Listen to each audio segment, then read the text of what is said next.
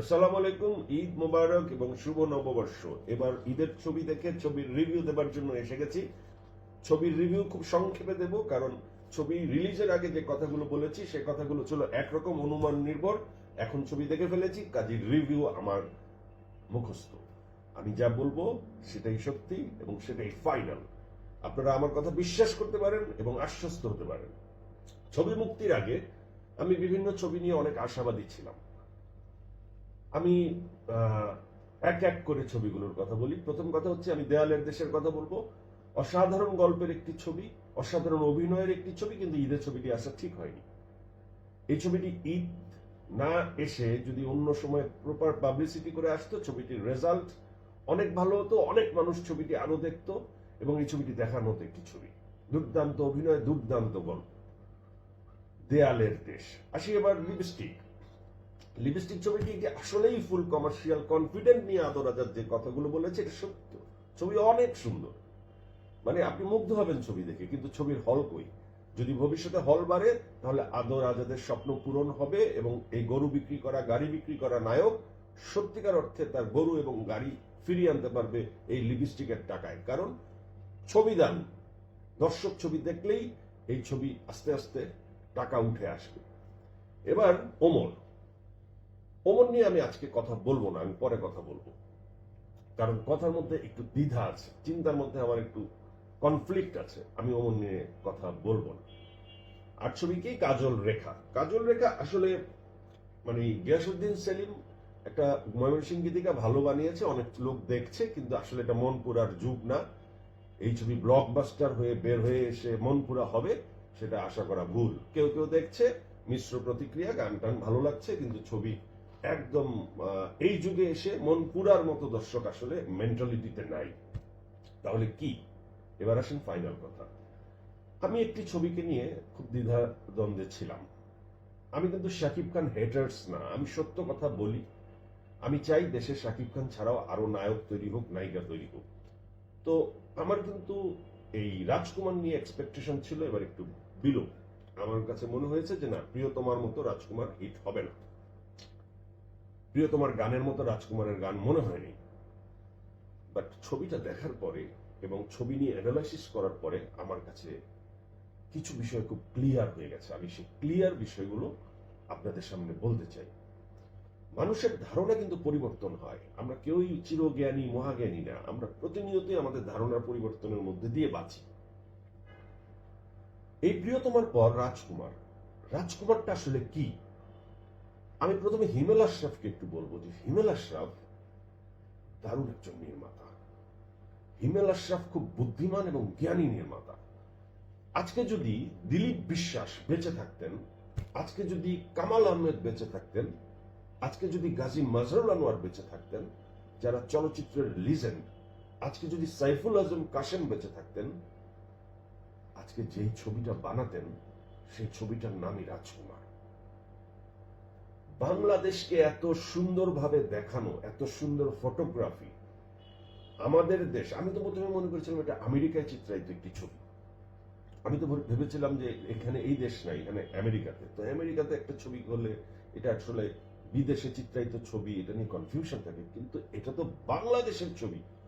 আমরা যারা শহরে থাকি তারা গ্রাম কত সুন্দর, এই ভিজুয়াল দেখবার জন্য রাজকুমার দেখে আমাদের চোখ জুড়িয়ে যাবে। কি সুন্দর পিকচারাইজেশন আর গল্প!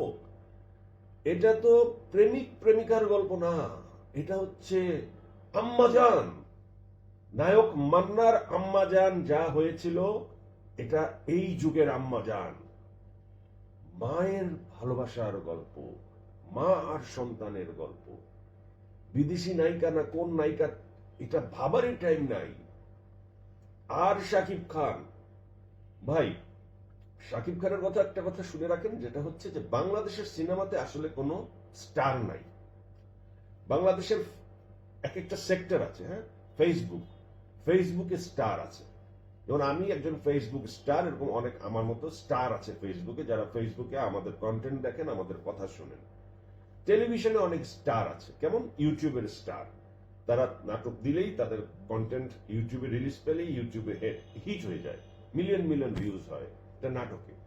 ওটিটিতে স্টার আছে, যেমন ওটিটিতে যাদের গ্রহণযোগ্যতা, তাদের কাজ আসলেই হুমড়ি খেয়ে আমরা দেখি ওটিটি, এবং সেখানে তাদেরকে আমরা স্টার বলি। ফিল্ম কোনো স্টার নেই বাংলাদেশে এই মুহূর্তে। ফিল্মে আছে এখন মেগা স্টার, সুপারস্টার না, মেগা স্টার শাকিব খান। কেন জানেন কথাটা বললাম? যে এই হিরোর যে ফ্যান, এই হিরোকে যে ভালোবাসে মানুষজন, এটা হলে না গেলে বোঝা যায় না। এবং এই হিরো এক্সপেরিয়েন্সড হতে হতে বাংলাদেশের সিনেমার এখন একমাত্র হিরোতে পরিণত হয়েছে, যে সিনেমার প্রতিটি ইঞ্চি ইঞ্চি ইঞ্চি ইঞ্চি দর্শকের সাথে কানেক্ট করে অভিনয় করে।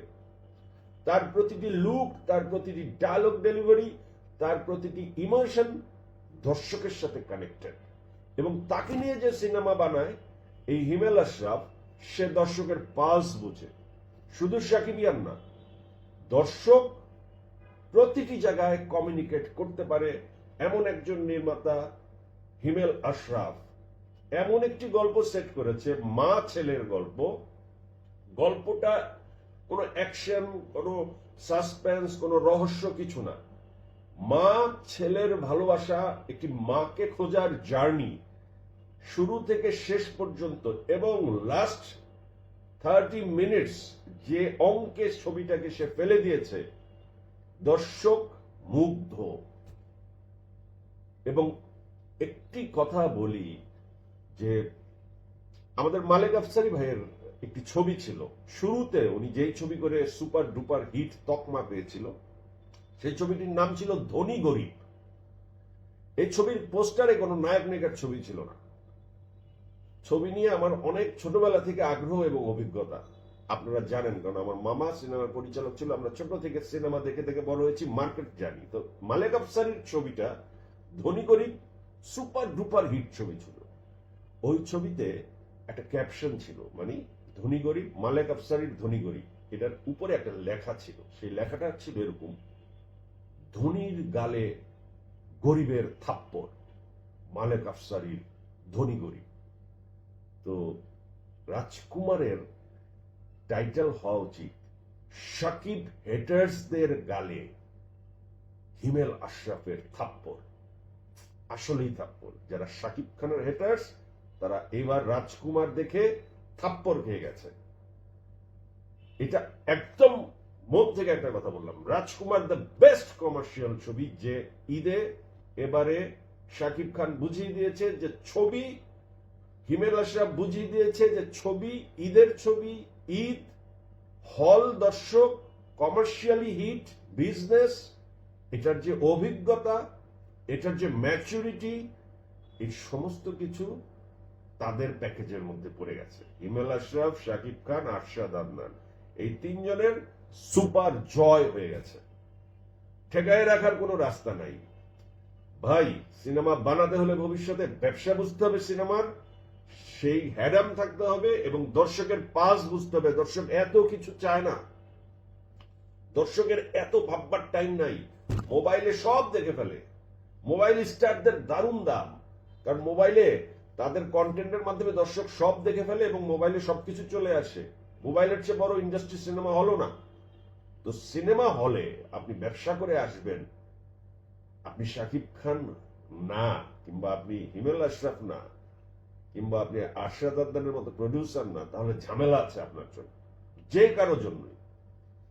তবে রায়হান রাফি একটা ম্যাজিকের নাম, তার তুফান আসতেছে। আমরা আশা করি যে তুফানে আমরা অনেক ধামাকা পাব। আর একটি কথা, আমি কিন্তু ওমর সম্পর্কে কোনো কথা বললাম না। ওমর নিয়ে আরেকদিন আমার একটা এক্সক্লুসিভ কন্টেন্ট থাকবে। আমি এখনই ওমর নিয়ে কোনো কথা বলতে চাই না, কারণ এই প্রজেক্টটা নিয়ে আমি অনেক পজিটিভ কথা বলেছি। আমি একটু সময় নিচ্ছি এই প্রজেক্টটা নিয়ে কথা বলতে। Thank you very much. সবাই ভালো থাকবেন।